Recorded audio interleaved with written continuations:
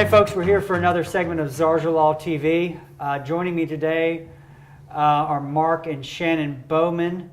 Mark and Channon are both private investigators, licensed, bonded, and insured. They have their own business, Lighthouse Investigations. We're going to put the information to contact them directly down there.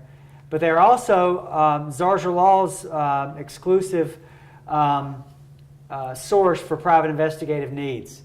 And we're going to talk a little bit about different types of cases and different tasks that they perform for the firm, for our clients, that is an invaluable service to make sure that that evidence is preserved in cases, because that's really what they do for us. Shannon's been doing this for how many years? I've been doing investigative work since 1989. 1989. So 30 years this year? 30 plus years this year. Mark just got into this after a successful career in another industry, and they're a great partnership. Not only that, but y'all are also married, right? Correct. Yes. Got married when? In 2015. I'm not asking you. After. Thank you. 2015, yeah. Okay. Coming up on our anniversary. And so Mark saw how great of a job Channon did with her career and was awed by it. And so he not only married her, but then he decided he wanted to help her with her business, Lighthouse Investigations. And at the time, Channon was in-house doing working for us exclusively. And then when Mark came around and decided he was going to be interested in it, she decided to branch out and actually help other firms with their investigative needs. But like I said, it's the only firm we use, and fortunately we have a special relationship in that we can use them anytime we need them. We get some preferential treatment, I think. And so from an evidentiary standpoint, one of the first things we do is collect evidence, because that's what's important in these cases, is collecting evidence. If it's a car wreck, obviously we want to document the scene, we want to document the cars, we want to do those kind of things, and these are the first people we reach out to.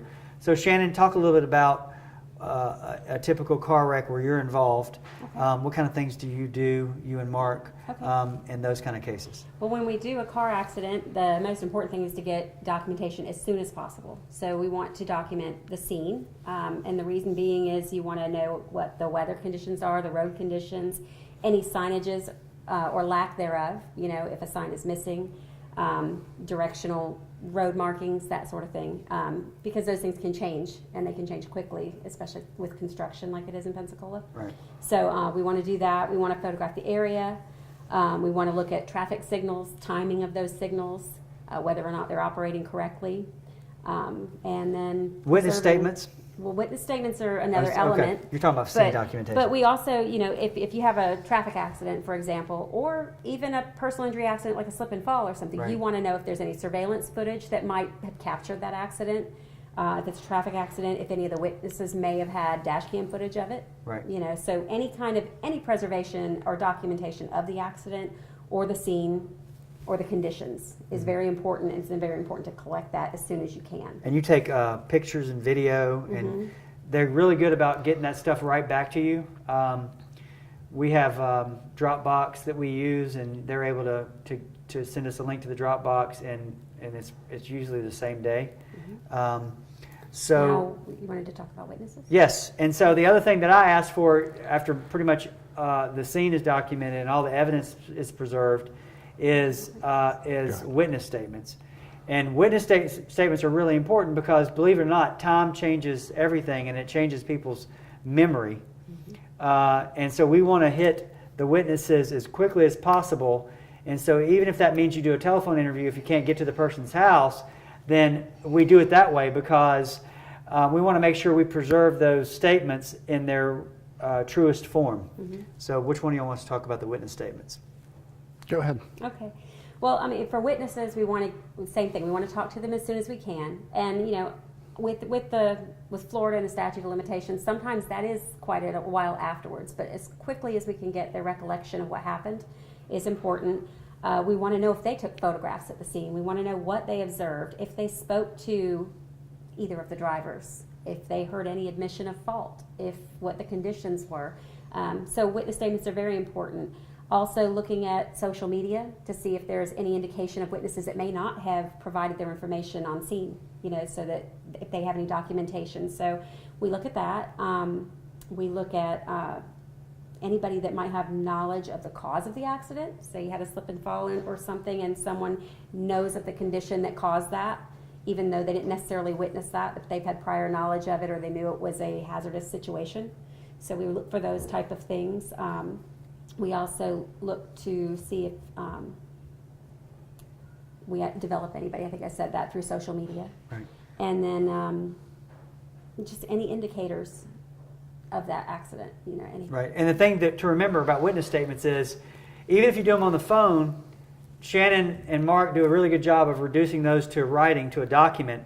We put the document in our file, and frankly, we don't look at it pretty much again until it's time to fight over whose account is correct and not. And believe it or not, those witness statements, the witness statements that these guys take for us right after the wreck, a year down the road, that's the critical piece of evidence that we can show the insurance company to prove that our version of events is correct. Because 9 times out of 10, they will say, oh, our driver says it didn't happen that way. Well, if I have an unbiased third party that these guys have spoken to over the phone or in person, and they've taken a statement from them, whether it's recorded or just a written summary, I've got that I can show the other side and say, look, we talked to this witness way back a year ago, right after the wreck happened, and they said that it happened this way. So, sorry, but we're going to win that battle 9 times out of 10. Mm-hmm. Mark, is there anything you want to add to since you're sort of newer to this process? Maybe you can give us a perspective on your take on how it helps to have a good investigator on your side. I think timing is one of the best things that people really can get a hold of. Get documentation of the scene as quickly as possible. Document your vehicles, document any type of, I think Channon mentioned signage. Those things change quickly. And being in the same conditions, we've done lighting studies together, right, and duplicating the same moon phase at the same time of night, even if that's 11:30 at night. Right. That's essential, I think, to replicating the conditions that things happen in. Right. So. And you may not think about this. A lot of people think about the outside of their car being photographed and documented. But in most of these wrecks where there's a lot of damage, the inside of the car also sustains damage from your body. The steering wheel, the dashboard, the seat belt, the seat back. If your seat back breaks in your car, and we don't have pictures of it, and you just happen to remember that at the deposition or later on in the process, it's not as good as us having a picture of the seat back broken. Because it's a whole different ballgame when your seat back breaks or your headrest breaks or there's an impression on the dashboard or the steering wheel is deformed. That shows how much force was applied to your body without any doubt. So inside pictures are also really important. That's what these guys do a really good job of. You're, of course, not going to be thinking of that when the ambulance driver is trying to cart you off to the hospital. But that's why we have these folks here to make sure that happens. Mm-hmm. So when you're in a wreck, make sure you hire somebody that knows what they're doing. They have the staff. They have the resources to get these things accomplished. Not every law firm is going to have the ability to either pay a firm like Lighthouse to handle these things or have the relationships with investigators they can call 24/7 and get them right to a spot when you need it. And so it's important to have a firm that has resources, the know-how, and then has a lawyer that has experience and is board certified in this to handle those cases for you.